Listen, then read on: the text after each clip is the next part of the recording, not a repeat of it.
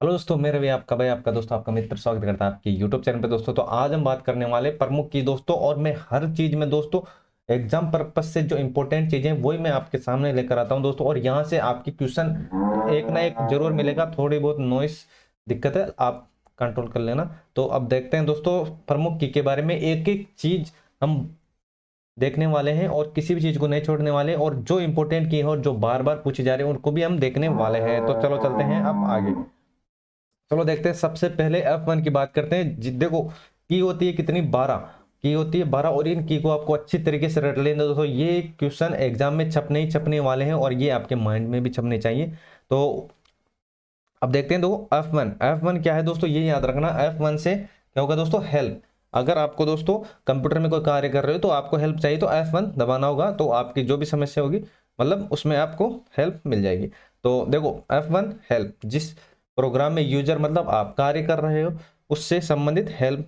तो कौन सी की, F1। ये आपको याद रखना। रीनेम याद रखना साथियों, काफी बार पूछा गया है रीनेम के बारे में। तो रीनेम रीनेम मतलब किसी फाइल फोल्डर को आप नाम चेंज कर सकते हो, किसी फाइल फोल्डर का आप नाम चेंज कर सकते हो। और ये किस में आएगा, तो ये याद रखना F2। इसकी सहायता से किसी फाइल फोल्डर आइकन का नाम परिवर्तित किया जा सकता है, किससे, F2 से। तो अब बात करते हैं देखो F2। अगर आप कंट्रोल के साथ F2 दबाओगे, कंट्रोल के साथ F2 दबाओगे तो प्रिंट व्यू मतलब अगर आप किसी भी चीज का प्रिंट निकालना चाहते हो तो उससे पहले जो दिखाया जाएगा मतलब प्रिंट व्यू, वो क्या होगा दोस्तों, प्रिंट व्यू होगा। तो वो होगा कंट्रोल+F2, कंट्रोल+F2 होगा। ये चीजें आपको याद रखनी दोस्तों। चैनल पर नए अपने भाई को सपोर्ट जरूर करना, आप लोगों का प्यार और सपोर्ट हमेशा बनाए रखिए। सब्सक्राइब करना नहीं भूलिए दोस्तों, ताकि जो भी मैं वीडियो बनाऊं वो आपको बैक टू बैक मिल सके। चलो देखते हैं साथियों अब आगे। चलो देखो F3 की बात करते हैं। F3 मतलब सर्च, किसी भी चीज को आपको सर्च करना है, फाइल फोल्डर या आइकन, किसी भी चीज को आपको सर्च करना है तो F3। तो ये चीजें आपको याद रखना है। देखो एक चीज इसके अंदर मैं थोड़ा सा आपके ट्रिक लगा के बता देता हूं ताकि आपको याद करने में आसानी रहे। तो याद रखना H R S, H R S। तो ये याद रखना H R S मतलब H R S। देखो तीन की आपको यहां से याद होने वाली है, तो एस से हो जाएगा साथियों। तो आप बोलोगे सर एस से हो जाएगा, हेल्प हो जाएगा। और दो से हो जाएगा क्या, रीनेम हो जाएगा। मतलब किसी फाइल फोल्डर आइकन को अगर आप नाम चेंज करना चाहते हो तो वो किससे हो जाएगा, F2 से हो जाएगा। और सी से क्या हो जाएगा दोस्तों, 3 से क्या हो जाएगा, सर्च हो जाएगा। क्या हो जाएगा, सर्च हो जाएगा। अब बात करते हैं F4। देखो माइक्रोसॉफ्ट वर्ड में अंतिम कार्य दौरान के मतलब अंतिम लास्ट जो कार्य होगा लास्ट के अंदर, तो वो क्या होगा दोस्तों, F4 से। तो F4, और F4 किस किस काम में आएगा ये चीजें आपको याद रखना है। देखो F4, तो F4 देखो किसी प्रोग्राम विंडो को बंद करने के लिए close any programme window, Alt+F4, Alt+F4, Alt+F4, ये चीजें आपको याद रखना है। अगर Alt+F4 आप दबाओगे दोस्तों तो जो भी प्रोग्राम अभी वर्तमान में चल रहा है आपके लैपटॉप कंप्यूटर में तो वो क्लोज हो जाएगा। अब बात करते हैं F5। तो ये याद रखना F5 हो जाएगा रिफ्रेश।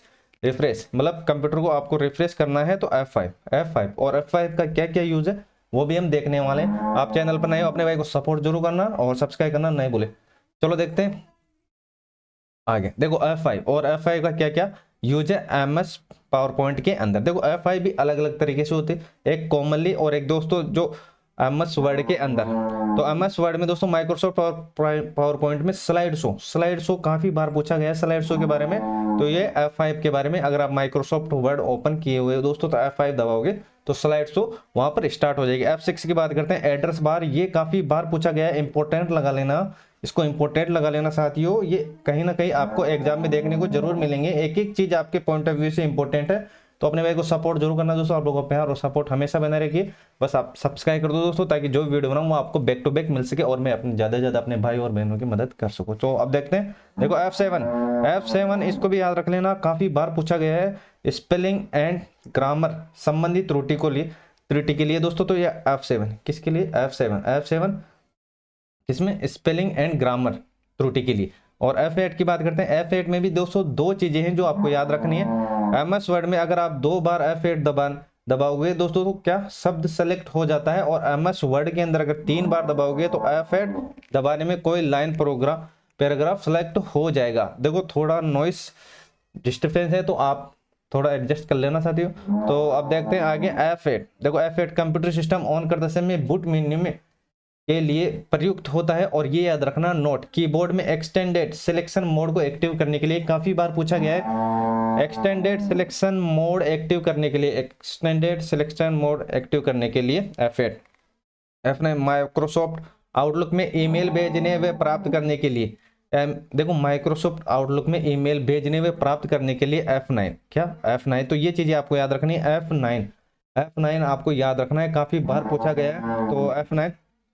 और F10 देखो किसी प्रोग्राम विंडो में मेन्यू बार में जाने के लिए और उसको एक्टिव करने के लिए F10 मेन्यू बार जाने के लिए और एक्टिव करने के लिए। अगर आप शिफ्ट के साथ प्रयोग करोगे तो माउस में दोस्तों राइट जो बटन होता है दोस्तों उसके रूप में कार्य करेगा। तो F11 देखो किसी वेब ब्राउज विंडो और विंडो एक्सप्लोरर को फुल स्क्रीन, ये काफी बार पूछा गया है, फुल स्क्रीन काफी बार पूछा गया है दोस्तों। ये की दोस्तों फुल स्क्रीन करने के लिए कौन सी की का प्रयोग करते हैं, तो ये याद रखना F11। अब बात करते हैं दोस्तों F12। देखो सेव एज करने के लिए पूर्व में दोस्तों सेव किए गए फाइल को डॉक्यूमेंट्स का नाम, टाइप व लोकेशन में परिवर्तित करना। देखो सेव एज क्या होता है दोस्तों, सेव एज होता है आपको सेव तो वहां से दोस्तों सेव तो हो गया होगा, साथ ही आप उसको नाम देकर सेव कर सकते हो। एक सेव होता है दोस्तों Ctrl+S होता है जो डायरेक्ट सेव हो जाता है लेकिन अगर आप F12 दबाओगे तो आपको फाइल नाम देकर सेव करना होगा। तो यहां तक चीजें आपको समझ में आ गई दोस्तों। Ctrl+F12 तो पहले से किए हुए फाइल को ओपन करने के लिए, देखो पहले से सेव फाइल डॉक्यूमेंट्स को ओपन करने के लिए Ctrl+F12 ये चीजें आपको याद रखनी है दोस्तों। चीजें आपको अच्छी लगी अपने भाई को सपोर्ट जरूर करना दोस्तों, और चैनल पर नए हो आप तो सब्सक्राइब तो कर ही दो दोस्तों। तो आज के लिए बस इतना ही, मिलते हैं नेक्स्ट क्लास में दोस्तों, और फिर आज जाऊंगा दोस्तों आपके सामने इंपॉर्टेंट फैक्ट लेकर दोस्तों। तो आज के लिए बस इतना ही, जय हिंद जय भारत।